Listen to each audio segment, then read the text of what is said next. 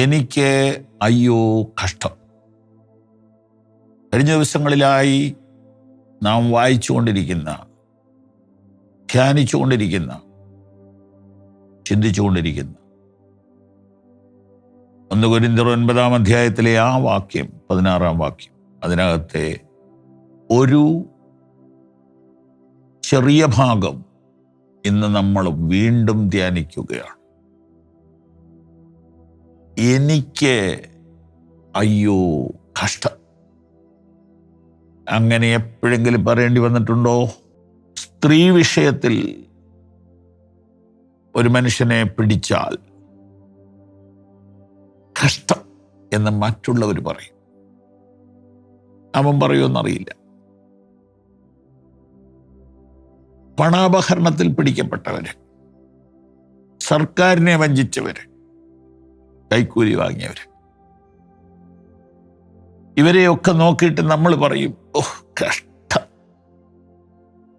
ഉയർന്ന ഉദ്യോഗസ്ഥർ കൈക്കൂലി വാങ്ങുന്നതിൻ്റെ വീഡിയോയും പടങ്ങളും ഒക്കെ നമ്മുടെ പത്രങ്ങളിലൊക്കെ വരുന്നുണ്ടല്ലോ.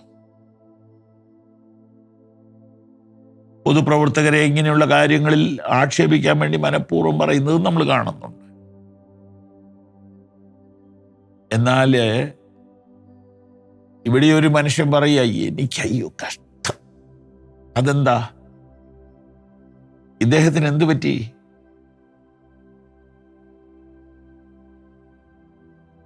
എന്തേ നമുക്കാർക്കും അങ്ങനെ തോന്നാത്തെ?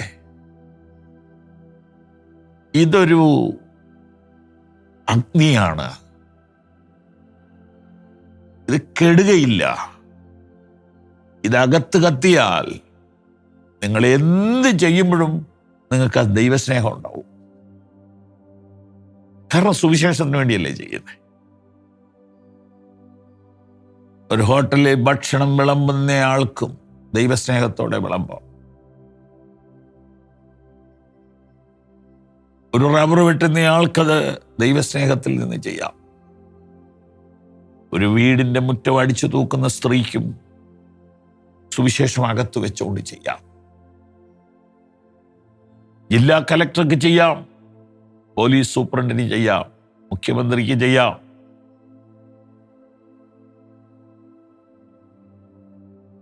ഈജിപ്തിന്റെ ചക്രവർത്തി കഴിഞ്ഞാൽ അടുത്ത ആളായിരുന്ന ജോസഫിന് ദൈവസ്നേഹത്തോടുകൂടി ആ ജോലി ചെയ്യാൻ കഴിഞ്ഞല്ലോ. ഈ അഗ്നി ഒരു മനുഷ്യന്റെ അകത്ത് കയറിയാൽ അവൻ എവിടെ വർക്ക് ചെയ്താലും അവൻ ആ ഒരു മനോഭാവത്തോടെ ചെയ്യാം.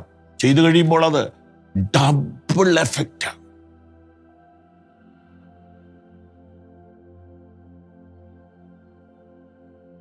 അതുകൊണ്ടാണ് ജോസഫ് ചെന്നിടത്തെല്ലാം അന്തരീക്ഷം മാറുക. നമ്മള് നല്ല അന്തരീക്ഷമുള്ളിടത്തോട്ട് തന്നെ വിടണേ എന്ന് പ്രാർത്ഥിക്കുമ്പോൾ, ജോസഫ് അങ്ങ് ചെന്ന് കയറുമ്പോൾ ഒത്തിപ്പേറിന്റെ വീട് അനുഗ്രഹിക്കപ്പെടുകയാണ്. അല്ലേ? ഒത്തിപ്പേറിന്റെ വീട്ടിൽ കഷ്ടകാലം ഉണ്ടായി, നമ്മൾ അതേലാ തൂങ്ങുന്നേ, അതേലാണ് നമ്മുടെ ശ്രദ്ധ. അത് വിട്, അങ്ങനെ പലതും വരുമെന്നേ. അവിടെ നിന്ന് നേരെ കുണ്ടറയിലോട്ട്, അതായത് എവിടെയാ? കൊല്ലം കുണ്ടറയല്ല, ജയിലിലോട്ട് പോവുക. അവിടെ ചെല്ലുമ്പോൾ അവിടുത്തെ അന്തരീക്ഷം മാറി. ജയിലിൽ സന്തോഷം, ജയിലിൽ കൗൺസിലിങ്, ജയിലിൽ ഡെലിവറൻസ്, ജയിലിൽ ആനന്ദം. എന്തേ കാരണം? ദൈവസ്നേഹം അകത്തുള്ളൊരു മനുഷ്യൻ അകത്തു വന്നു.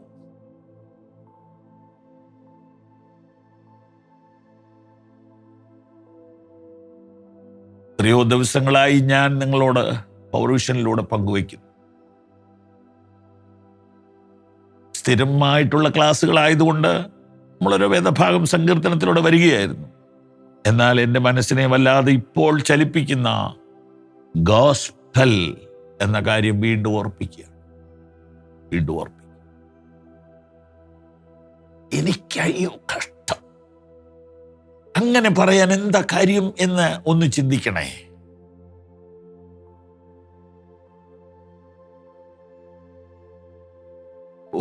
എനിക്കയ്യോ കഷ്ടം. എന്താ കാര്യം? ഞാനിത് അറിഞ്ഞു. ഇതിൻ്റെ ബെനിഫിറ്റ് ഞാൻ അറിഞ്ഞു, ഇതിൻ്റെ സ്നേഹം ഞാൻ അറിഞ്ഞു, ഇതിൻ്റെ സന്തോഷം ഞാൻ അറിഞ്ഞു, ഇതിൻ്റെ സ്വാതന്ത്ര്യം ഞാൻ അറിഞ്ഞു. ഇത് സൗജന്യമാണ്. ഇത് ഞാനൊന്ന് പങ്കുവെച്ചാൽ മതി, ഇത് ആയിരങ്ങൾക്ക് പ്രയോജനമാകും. ഞാനൊന്ന് പങ്കുവെച്ചാൽ 10,000 സമാധാനം പ്രാപിക്കും. ഞാനത് പറയാതിരുന്നാൽ എന്തൊരു കഷ്ടമാണ്.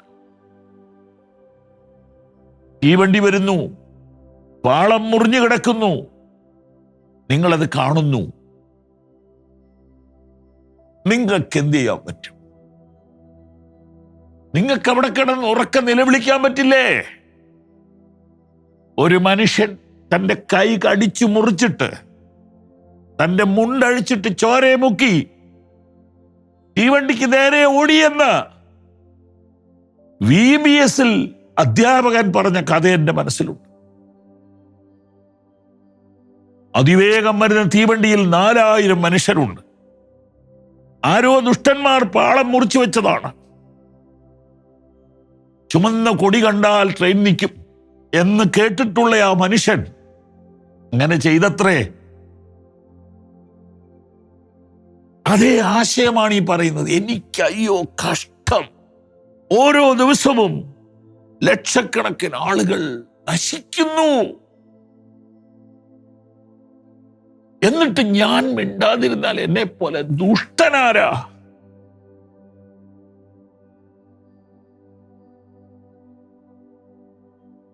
ഈ ഒരു എപ്പിസോഡ് നിങ്ങളുടെ ഉള്ളിലേക്ക് വരുമ്പോൾ നിങ്ങളിൽ ചിലർ മിഷണറിമാരായി മാറും. അതിന് നിങ്ങൾ ഒരു തീരുമാനമെടുത്താൽ നിങ്ങളെ സഹായിക്കാൻ എന്തെങ്കിലുമൊക്കെ ഗൈഡ് ലൈൻ ഞങ്ങൾ തരാം. ഒരു കത്ത് പവർ വിഷനിലേക്ക് അയച്ചാൽ മതി. ചെയ്യാവുന്നത് ചെയ്യാം. നിങ്ങളിൽ ചിലർ മിഷണറിമാരാകും. സമർപ്പിക്കാം. എനിക്കയ്യോ കഷ്ടം, ഞാനിത് പറയുന്നില്ലല്ലോ എന്നൊരു കുറ്റബോധം നമ്മളെ ഭരിക്കട്ടെ. ആമേൻ.